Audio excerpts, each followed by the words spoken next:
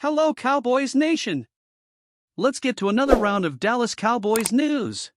But first, leave your like and subscribe to the channel so you don't miss any of your team's news. Why the Dallas Cowboys were right to keep Mike McCarthy.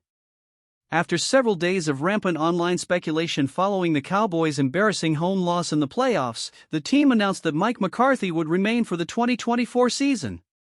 Naturally, this sparked a huge response from fans, many of whom were ready to try a new direction after the tough loss. The frustration at yet another early exit from the playoffs is certainly valid, but the decision to sack a coach must be more than just a response to such frustration.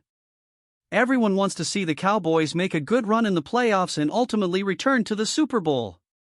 There isn't a single soul in the construction of this franchise who doesn't understand what that goal is. But there's also the simple fact that winning a Super Bowl is hard. There are exactly 4 head coaches who have won the big game, and the only one who managed it several times was Andy Reid with 2 rings. Bill Belichick is currently unemployed, but has won 6 times and is clearly the odd man out here. Even so, Belichick has only had 1 playoff appearance in the last 4 years. He went 0-1 that year, a testament to how difficult it is. Not only is winning the Super Bowl hard, but winning in the playoffs is hard too. There are only 5 active coaches with a winning record in the postseason, 6 if you include Belichick.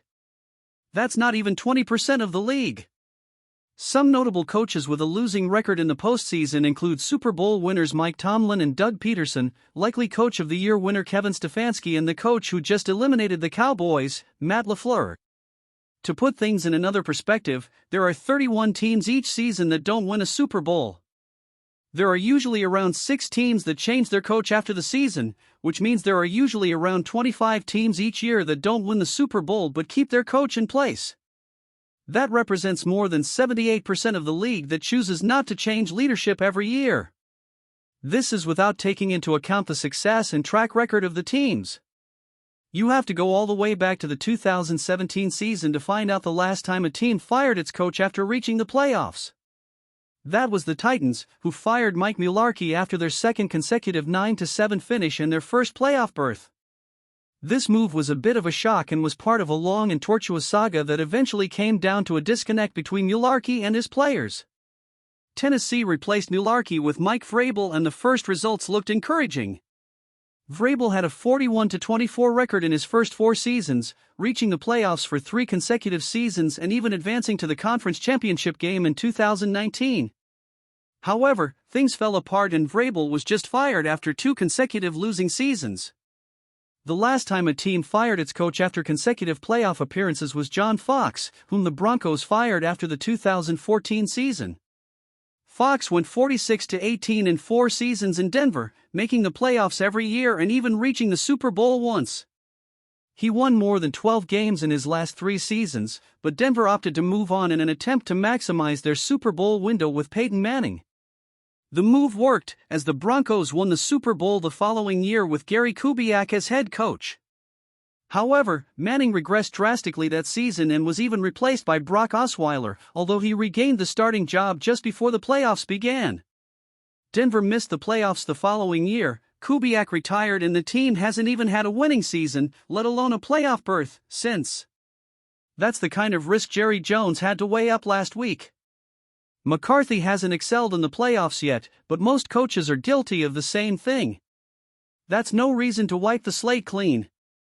The success rate of new coaching hires is also extremely low, and the available coaches with previous head coaching experience, namely Belichick and Vrabel, are coming off several down years. Not only has McCarthy brought a level of stability to Dallas, the first Cowboys coach since Barry Switzer to reach the playoffs for 3 consecutive years, but he's also coming off a year in which Dak Prescott had the best season of his career. That came with McCarthy calling the plays, and Prescott wasn't shy about expressing his happiness with his new player.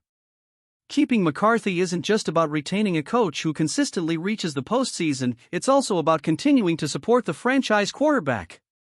Asking Prescott to adjust to a new offense for the 3rd time in 3 years, as the longest-serving starting quarterback in the NFL, is simply not a recipe for success. It's especially foolhardy to do so after Prescott, not to mention CeeDee Lamb and Jake Ferguson, just recorded the best year of his career. The Cowboys may have been able to find another coach who would perform better in the playoffs, but that's a bet with alarmingly low odds. And for the first time in literally decades, the Cowboys have a coach who consistently takes them to the playoffs. Fans understandably want more, but you can't get to the Super Bowl without making the playoffs first. Keeping McCarthy around in 2024 gives the Cowboys the best chance of achieving their goals. As happens in every offseason, Will McClay and this personnel department will work to strengthen any weaknesses in the roster and give McCarthy a talented roster that should be able to compete for a championship. Keeping the coach doesn't mean the Cowboys won't try to fix what went wrong last year. It just means they're being realistic about the best way forward, even if it's not the one that will satisfy their fan base at the moment. Cowboys news: Mike McCarthy recognizes lack of running game on both sides of the ball. No matter the football season, the running game is always a vital part of success and failure, and for the Cowboys, they didn't meet the standard last season on either side of the ball. The Cowboys struggled to run the ball efficiently on offense and allowed too many yards on defense, which was evident in the losses throughout the season. On Thursday, head coach Mike McCarthy met with the media for the first time in the offseason and was asked specifically to address the running game, both on offense and defense. "I think overall throughout the year we need to improve in both areas," McCarthy said. "I think it's something we were talking about. Those are the things of coaching and how you do it and how you can improve. We're not where we need to be in both areas." It's January 14, 2012. We're at Candlestick Park in San Francisco. With 14 seconds left, 3 losses and facing a third down, the 49ers need a score to keep their playoff hopes alive without having to roll the dice. Although the Cowboys have been making plans to move on from the future Hall of Fame member since they chose Tyler Smith in the 2022 NFL Draft, it's hard to give up on one of the best pass-catching pros in the entire league. Smith earned second-team All-Pro honors in 2023 after allowing 21 pressures and 3 sacks in 610 pass-blocking snaps. It was almost as if Smith traveled back in time to his healthier days in the NFL, but carried all the experience and knowledge with him in the process. I think the most important thing for Tyrann is that we talked about the trajectory of his season and the training plan that was in place for him, McCarthy told reporters when asked about his conversations with Smith. "This is clearly the best season I've experienced with him since 2020. So he felt very good about it." Now granted, Smith dealt with injuries throughout the year and missed 4 games in total.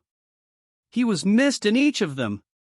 The Cowboys mitigated the risk of his volatile health with a revamped contract that was loaded with playing time incentives. Don't forget to like and subscribe to the channel to help it grow and so you don't miss any news about your team. Thank you.